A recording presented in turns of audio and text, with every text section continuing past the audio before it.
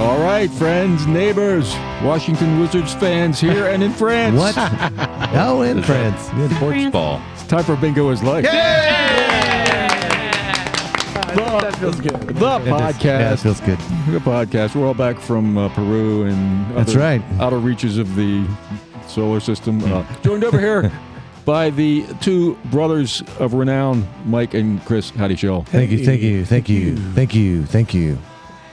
And surviving his latest surgical encounter That's right. Nice. with the geniuses of modern medicine, Yes. the one and only Dan Easley. Dan. I'm Dan Heasley. Nice. We have here the hardest working woman in show business. Nah, Mm-hmm. I've been taking some breaks. Taking some breaks. It's Mom Shackles. Hey. Hello, Mum Shackles. What's that? I'm still Jay Zare. I was on TV tonight. Whoa, please tell us. 10 seconds. I'd rather not. When get is into the trial date? they said if I pay like $10,000 to the city council, they'll let me go. yeah. Good. We have good. a really fantastic guest. I guess we're going to keep that person secret over here. Ooh. Unless they have something to pipe up about that, We'll you say know. in the silent Aaron and Dave chair. That's right. Thank you, Abbots. Thank you, Abbots. So we came back to bingo for the first time in 3 weeks, right? That's right. With the two of us here. Yeah. So that was fun. I didn't hear anything about how it went with just you doing the show, though. Oh, it was minimalist. Minimalist. Yeah. On your birthday, no less. On my Oh. birthday. You got Yeah. left in the lurch on your birthday. Yeah. Oh yeah, it was my birthday. I turned 45. I want to give a shout out to Grayson, who Oh, just turned nice. 51. Yeah. Oh. He's Was a that lot, today? he's a lot older than me. I'm really far away from 51. Only in dog years. Right. There goes the bingo power couple. They're getting their pictures taken Oh. to Yeah, commemorate the. yeah. it was a very interesting evening. They're in the We- photo booth here at Ruby's Arcade. Hey, a couple our that came, sponsor. a couple that came in together. They won together because that's what you do here. Yeah, and they became a bingo power couple. And there they go, CJ and Celeste? Celeste. That's There it. they go. CJ Bingo and- royalty or boyalty. And the Bingoyalty. the bingo That's just- marital couple Yeah. Was also What? here. What? Oh, were they? Oh, folks- yes, the folks, yes. Hope and Connor. Yes, Hope and Connor. Hope the and Connor were here. holy matrimony of They helped Bingo. Justin win by saying switch to the they did. switch to the on the three. I don't understand. That seems counterintuitive, but there is a mathematical reason. There is. There is. Is It's bingo also- it's- strategery? It's also called laziness. They know I didn't change it from last week. Ah, Was they that know. was that what's in the box, or was that bingo itself? What was No, that that? was depends of destiny. Destiny. Depends Destiny. of destiny. Destiny. My dad wears those. not depends. I do too. Just don't tell anybody. And it No, may everybody be knows. all of our destiny, really. If Yeah, we're It's lucky. coming for you. Tonight It's we did inevitable. have a cool prize in the box. Yeah, it was cool. If you are hip and on the internet, Oh, yes. you will see a picture of this rocket It's ship. a rocket. Bingo is life. The rocket. Bingo is Life rocket ship. Wow. Yeah. Got it from Elon. It was the prize. It was the prize in the box this evening. Hey, I have a bingo flamingo at home. We need to do like a big promotional thing and give it away with some money or something. I'd love Yeah. to do that. Plastic bingo flamingo. Let's do it. Are you a sponsor? Is that what you're saying? Hey, No, you want to sponsor no, us? I have the bingo flamingo. That's enough. You're a And- sponsor. We'll give it a picture of that to Mom Shackles, and she can post it on the internet. You betcha. Bingo flamingo. Put things on the internet. Hey, speaking of the internet, Mike, do you have any kind of thing to tell us about Peru? Any insights? Or I'm just back quick, from it. Quick stories? I, or- well, I will just say this. If you ever get the chance to go see Machu Picchu, it does not matter when, it does not matter who or how. If someone offers you and you have a way to get there, go do it. even if you hate their guts. Even if you hate their I spent just over a week with my dad. He does not hate. And I no do not guts. hate my No guts. dad's guts or any part of him. And we had a fantastic trip. And that's why I was not able to do bingo for a couple weeks. And yeah. So anyways, it was a great time. And I'm not a big sharer of pictures online or anything, but I might throw something out there just to say, hey, The, look, You here gotta we change are. your profile Here we- picture to That's you right. on top of Machu Picchu, That's just being right. like, I'm interesting. Yeah. Sendero, That's right. Sendero Luminoso, they're long Exactly, gone. I'm They're- sorry. They're gone, right? The Shining Path. The Shining Path? The Sendero Luminoso, do you know what I don't know. Mike climbed the mountain. He didn't read the signs. They were Maoist revolutionaries who controlled parts of Peru. Never mind. Well, okay. There's the internet. Google it if you're interested. Oh, okay. Yeah. Put it in the link. Mike was just watching his steps. He was not I was just reading any history. trying to keep one foot in front of the other, really. That's it. We're still climbing, Dad. Yes. You did eat a rodent. Yeah. Guinea pig are as bad as Tucker. They have guinea pig? guinea pigs. Guinea actually, pigs. they eat guinea pigs. That's one of the. How was it? And I did it. It reminded me of growing up, we used to eat squirrel, and it reminded me of a squirrel How was or it a rabbit. prepared? Was it on a On a stick. It was on a stick? Yeah. any kind of seasoning? Yes, I couldn't tell you what it was, but they do guinea pig over there, like a church does barbecue chicken here. Nice. It's actually one of the man. oldest domesticated animals in the humans ever domesticated. Is that right? The guinea pig. Yeah. You are just Mr. History Man. today. Look at you. It's like you were just at Peru. And read the signs. You're doing better than I am. Yeah, I ate a guinea pig, or at least part of one, anyways. You're the coolest person I've met today. You didn't leave the carcass in Central Park. No. Just strap that on the bus. Yeah. Thank you for sharing that. Yes. Well, thank you for asking. Yeah. Hey, speaking of moving right along, are you guys ready for another unexpected notion with Dan Easley? Yeah. I think so. Yeah. Next time you're bored and looking for something to do, take some styrofoam packing peanuts and mix them together with gasoline. It's not very tasty, but it makes such a heartwarming stocking stuffer. Golly, I love Christmas. I'm Dan Easley. That was another unexpected notion from Dan Easley. These notions have not been tested by the FDA and may not be safe for public consumption. We're going to get investigated by the FBI for 2 years for that one. We should probably introduce our guest at this point. I would love to introduce our guest. Our guest is a lovely human being. Yes. I met her doing the show Can't Feel at Home at Court Square Theater. She was the stage manager who kept it all together and going. She is also an educator and theater guru. And she also does spoken word poetry, which was one of the main reasons I brought her on today, because it gives me chills when I've heard her perform some of her things. So I'd like to touch on that a little bit tonight. And she also has some Mennonite connections that Jazer will probably tap into. Oh, good. You've been warned. So this is Liz Marin. Hey! Welcome aboard. Yes. Hey guys. Also, just to clarify, I was a light board operator. Oh, excuse me. Okay, just 'cause in case the stage manager comes for me, You were so on top of it. Light board. But it was so good. It was like it was a stage manager. Yeah. I mean, it was a good time. I actually was able to do lights for 25 of the 28 runs in the last 2 years. Oh, wow. So that was I really enjoy working with Stan Swartz. So it's been a fun. Did you ever meet Dr. Glick? He probably passed before you got involved with any of this. I didn't meet Dr. Glick, but I had his brother, Joe Glick, as a vice principal when I went to Thomas Harrison. John Glick was such a great guy. He was one of the first doctors to become an acupuncturist back when you still had to have a medical license to practice acupuncture in Virginia. I didn't know that. And he became an acupuncturist. This is 35, 40 years What do you ago. need now? You don't need a I don't a think you thing? need. You just don't need needles. Yeah. A lot of them. And a lot of gusto. Some licensing.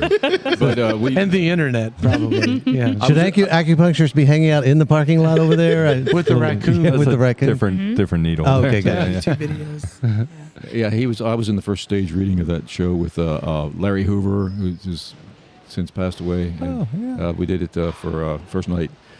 Oh, wow. No one cares about this. Go ahead. No, that's really cool because actually, from what I heard, it was brought back in the 90s. It was brought up to the attention of people, but it was around 3.5 hours, and so it wasn't as welcome as a show that could go publicly. So they shaved it down, quote unquote, to 2.5 hours. So that when it first came out back 2 years ago, it was around 2.5 hours, and they whittled it down to about 2 hours for this last run.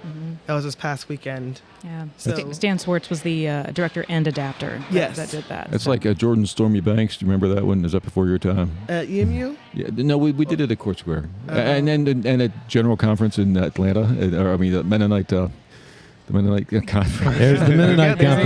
That's two. The Can't Feel at Home and Jordan Stormy Banks were both subject matter that we were compelling regardless of the content. Yeah. Okay, so listener, we'll do a game here.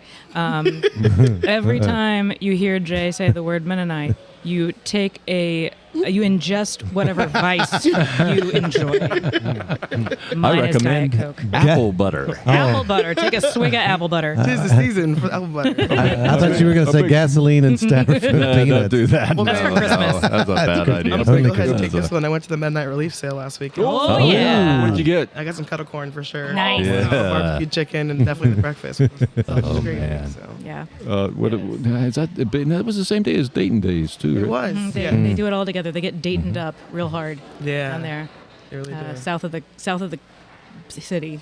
Tell They us go about your crazy. poetry. Oh, Yeah, let's talk a little bit about your poetry. And So I go by, my moniker is Liz Wordz with a Z at the end because I like having the double Z's. And I am a substitute teacher at Skyline Middle School. I like to Thank you for your service. Absolutely, yes. It's a great time. I have a similar attention span to middle schoolers, but I also have a degree in education, so I can just keep their attention at the end of the day. We're both pretty good. Very But cool. I used rap as a way to gain their respect. So Yeah. I'll come in and be like, "Hi, my name is Miss Marin. I'm gonna rap for you, and then we're gonna do math, okay?" And then I rap for them, and they're so stunned that they, for at least 10 minutes, are willing to listen to me because they don't have no other Yeah. reason to that's awesome. misbehave. Yeah, because Incredible. I connected to them. Yeah, So, that's very cool. I really learned that was a really cool way to connect, and now I'm actually teaching a rap writing workshop class through On the Road Collaborative at Skyline Middle School. Oh, man. Starting Awesome. in a couple days and for the rest of the semester. Very Give cool. us a rap you would do for a math class at Skyline Middle School. Okay. So actually, what I'll share is because when they do ask for rap, I do share this off the dome. But also, I'm going to teach it to my rap students and have them memorize it for the final showcase for their parents to hear. So this is called Heartbeat. Just a little precursor. When I was driving one time, I could see the streetlights pulsating, and I realized I could see my heartbeat. And then I wrote a poem about it. Whoa. Nice. Yeah. I can see my heartbeat. I can see it through my eyes. I have different vision. Why haven't I realized?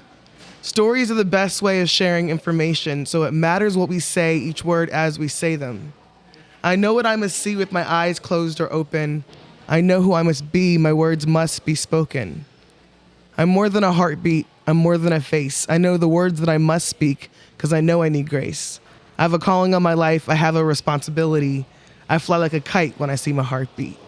Nice. Boom. Yeah. And the kids are like, we're going to do math now? Yeah, and I'm like, Yeah. yeah, let's just try it together, buddy. Anything but fractions. No. Yeah. when Liz first introduced her art form to me, I mean, I'm familiar with spoken word, but actually, she just like threw it into conversation one day. She's like, check it out, and just like went into it. Perfect. And my arms, the hairs on my arms just stood on end, and I got some goosebumps, and I was like, this is good stuff. It's real good stuff. So when I read your poem on the page, I was like, okay, yeah. But then when you speak it, it brings it to life, and it adds that extra element to it that I think is really important and beautiful. Thank you. So I thank you for appreciate sharing that with us. Thank you. Can I share the piece that you said? You share gave the all you goosebumps? want, girl. Yeah. This one's called Clouds versus Sunshine.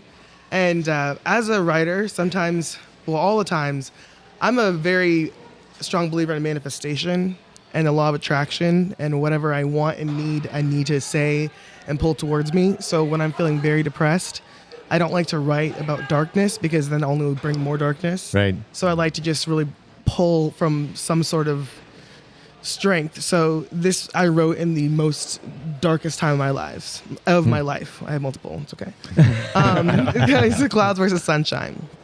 Moments of colors fading into gray. Feeling like an other, not knowing what to say. Feeling like a cloud yet empty. Thoughts whispering loud, everything's hazy. Emotions swirl as they have dead weight. The pain is real, it's hard to abate. Looking for sunshine on a cloudy day is hard to find, but not impossible, I say. Sometimes you find sunshine in your pocket. You forgot you left it there, but now you got it. Hold on to the fragments and pieces of sunshine. They're heaven sent, almost divine. Sunshine means hope. Sunshine means joy. When at the end of your rope, negative thoughts you employ, Don't be a stagnant host for a cloud. Don't let it be a parasite. Shut it down. Make a choice. Make a decision. You're going to rejoice. You're going to win. So if I ever were to call you at like 2:30 in the morning and need you to read that poem to me, Well, we have it recorded now, so you can just play it anytime you need it. That was actually a question. He's like, "Is that cool?" Yeah, sure. Yeah. sorry, man, I get depressed. I need some stickers. I need some sunshine. Did you know? I'm going to bring up a minute. Did you go? You went to EMU? I did. Did you Drink. did you study? You mean imbibe? Ate a fork full of shoe fly pie. Did you study? What did you study? Like English or Theater education. theater education? Yes. Yeah, So- she's doing it. So I am. How much of this is academically informed, and how much of this is what just what you did on your own? I got that stupid question. No, but No, That's a good that's question. fair. Because when I was in school, I did low-key hate poetry because it felt very flowery to me, very Robert Frost, Henry David Thoreau, very thee and thou, Shakespeare, King James. All of that feels very White. cursive, white. Yeah. And so I always felt like I did poetry wrong because I didn't understand. It took me until I was in college to understand the iambic pentameter. Until I was a cooperating teacher at Thomas Harrison Middle School with Michael Strodeman when he was teaching the iambic pentameter to them. Then I was like, Right. I get Yeah. it. Like, that's great because I'm going to teach it eventually, so I probably know it Yeah. at some point. So when I was the most depressed, I would write poetry and stressed and anxious. And being in college was very depressing and stressful and anxiety-driven. No. Hey, I'm going to bring up. We do cover a lot of local topics, so I'm going to bring up more Mennonite stuff. Drink. Could you? Because I've got connections too with the two Mennonite churches over in the Newtown. No, there was Broad Street Mennonite, and you were connected with Emmanuel. Mennonite, yes. Yeah, Emmanuel Mennonite. Got anything illuminating to say about that? So we actually moved here to Harrisonburg from California, so my dad could be the pastor of Emmanuel Mennonite from '95 to 2008. So that's what brought us to this community. And he was studying to get a master's of divinity at seminary at EMU. So as soon as we came in, we were connected to the Mennonite community. And we'll just add another Mennonite connection. Mennonites are who brought my parents to America from Belize, the missionaries. And so my dad came to the States with the intention to go to Goshen College and study accounting. So it's really special to be here in this area. I actually found a letter today, or the torch, I guess, is the old EMU newspaper, and there's a picture of me a month after we moved here, because we moved here in August of '95. There's a picture of me and my mom and dad a month after we moved here in September of '95. I found it today, How which old is were you? ironic. I was 5. You were 5. No. I had just turned 3. Sorry, not to No, throw my age out there. Dude, no, hey, I said that. No, you got to you're do still the math. youngest person at this table. You're good. speaking of Goshen versus EMU, did you consider Goshen at any point? I did not consider Goshen, but I did consider Heston. Right. But I'm scared of flying. I was very scared of flying, so I was like, I'm not gonna be 15 hours. Or We had Sophia Samatar on the show, and she was at one point in one of her books said that all the jocks and business majors went to EMU, and all the artistic Mennonites went to Goshen College. That's hilarious. That's actually makes. You know what? Yeah. There's some truth to that. Yes.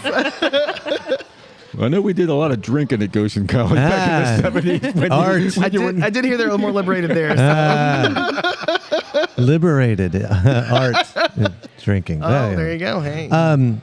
Where did you get the education bug?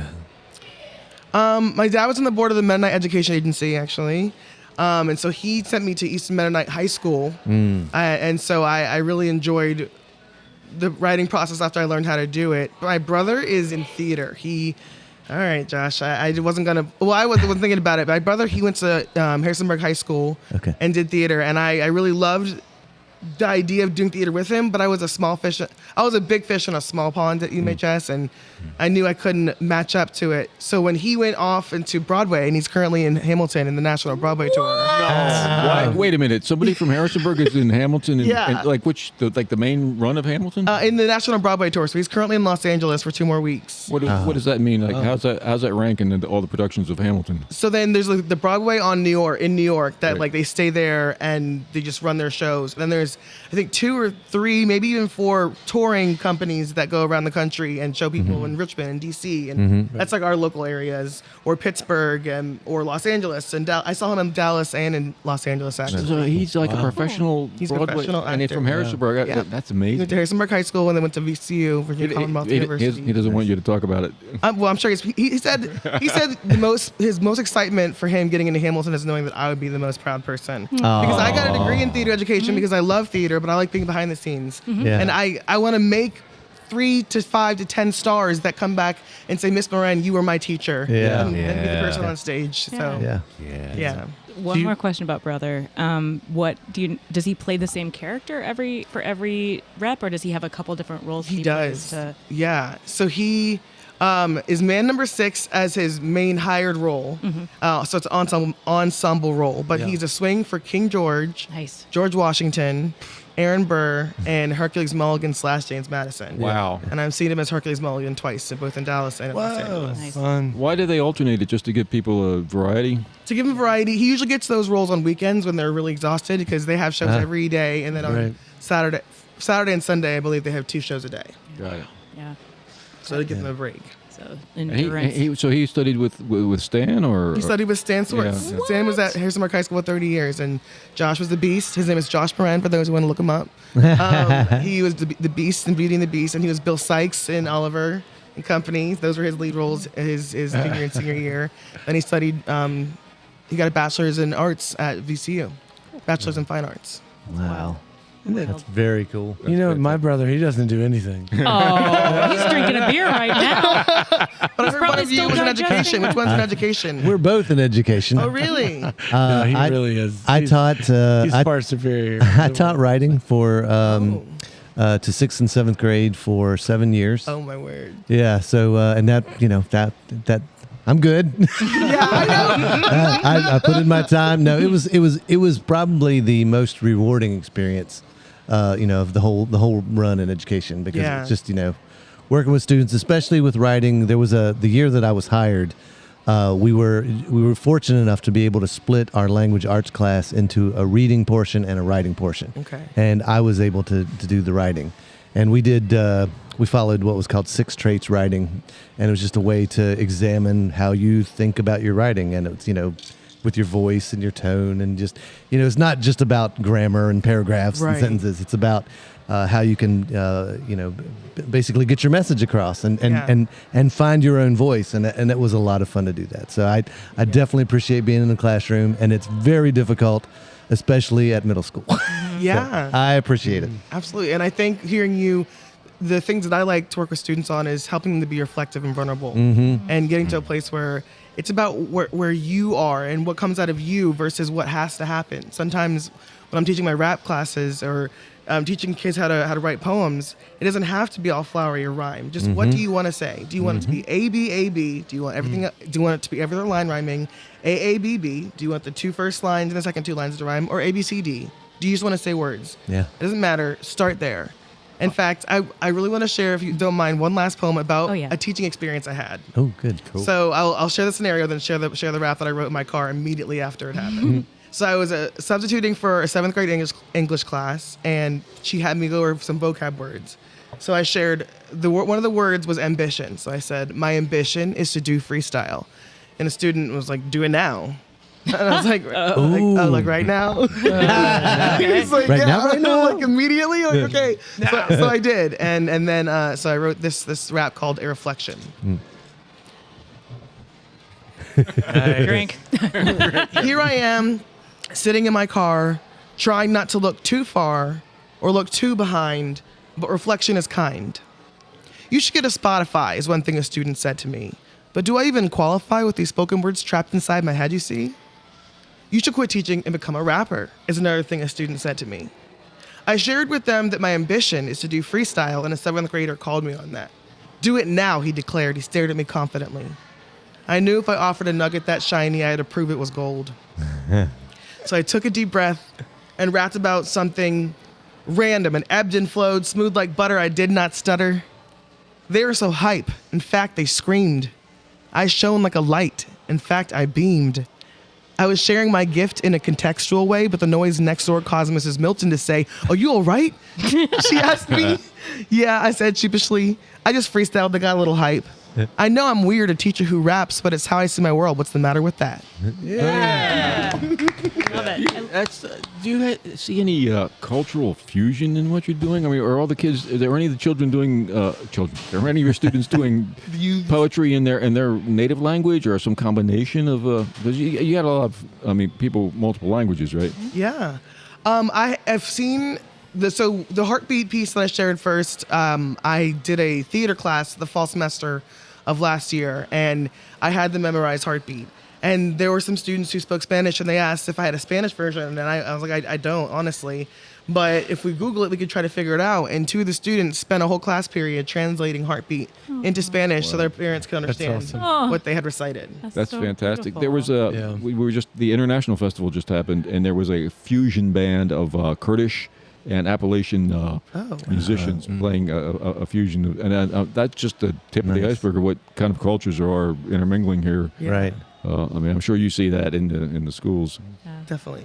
There's a lot of diversity, and the thing is, when the students ask me, like, I'm very afraid for them to ask me who my favorite rapper is, because I'm kind of a poser, because I don't know the rappers today. I just know how to rap and do spoken word, which is essentially the difference between spoken word and rap is a delivery. Mm-hmm. So I'm sharing a poem with a bit of a slam, way, that's spoken word. Mm-hmm. If I everything I've written, if I spit it fast, it's a rap. Mm-hmm. In fact, I try to tell my students, R&B, what does R&B stand for? And unfortunately, guys, they don't know anymore. It's heartbreaking. But I'm like, rhythm and blues, okay. No, R&P, what's R&P stand for? What's rap stand for?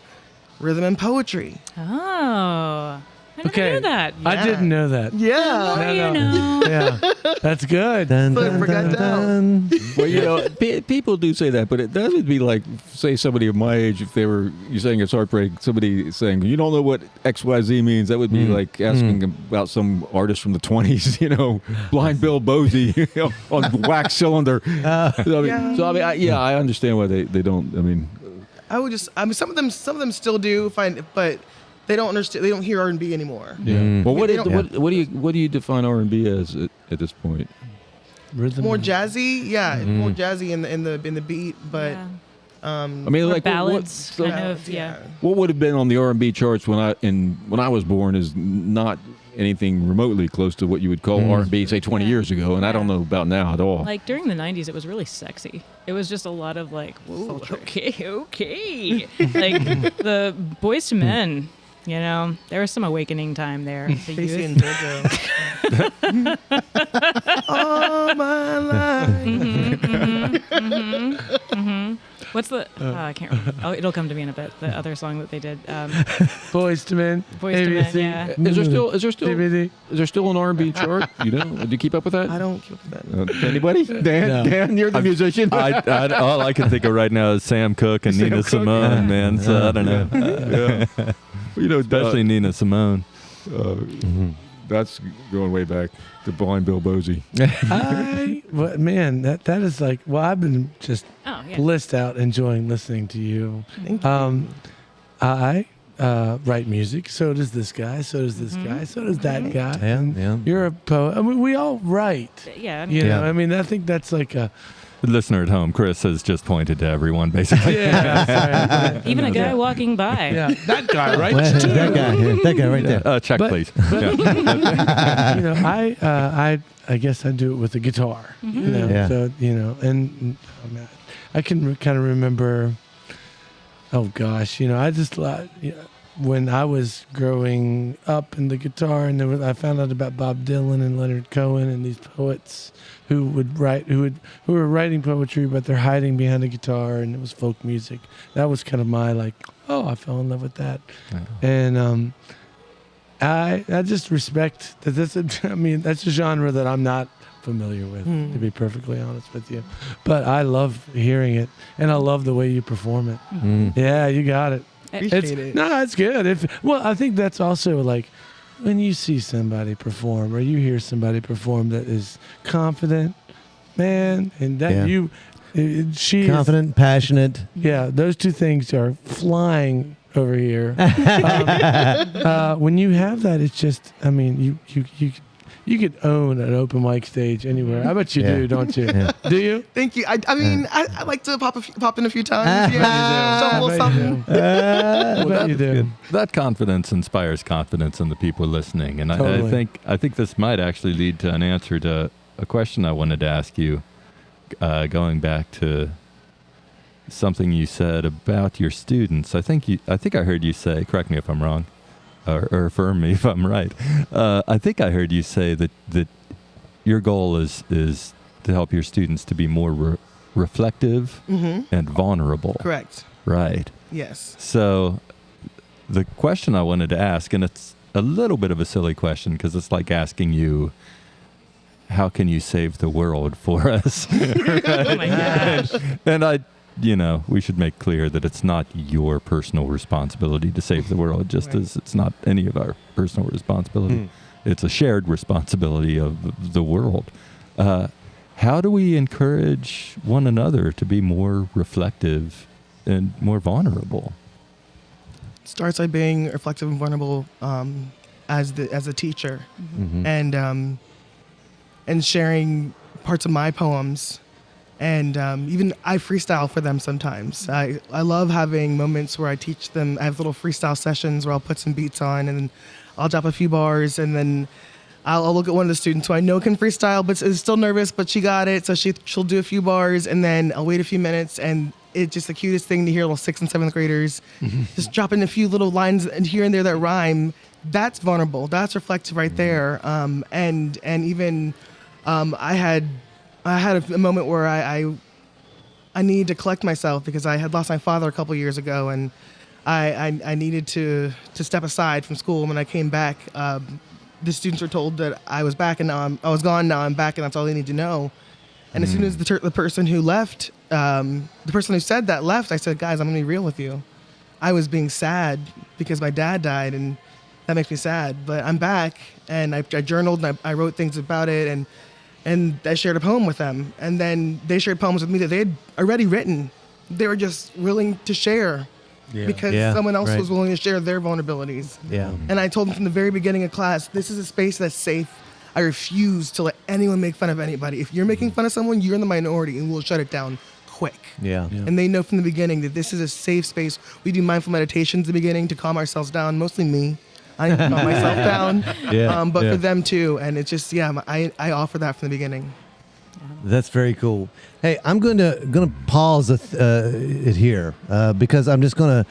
I think we'll have to end it here because we're at the end of time. But I want you to stay around. Okay. And then and we'll do a part 2. Okay. Yeah, See you next week.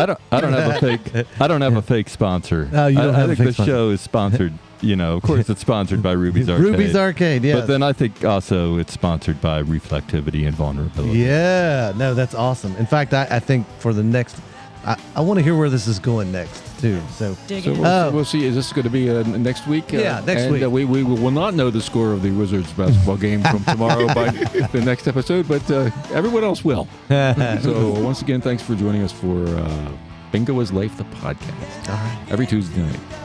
Bingo is Life, a post-bingo Harrisonburg podcast, is brought to you by the Brothers Howdershell and our friends at Ruby's Arcade in downtown Harrisonburg, Virginia.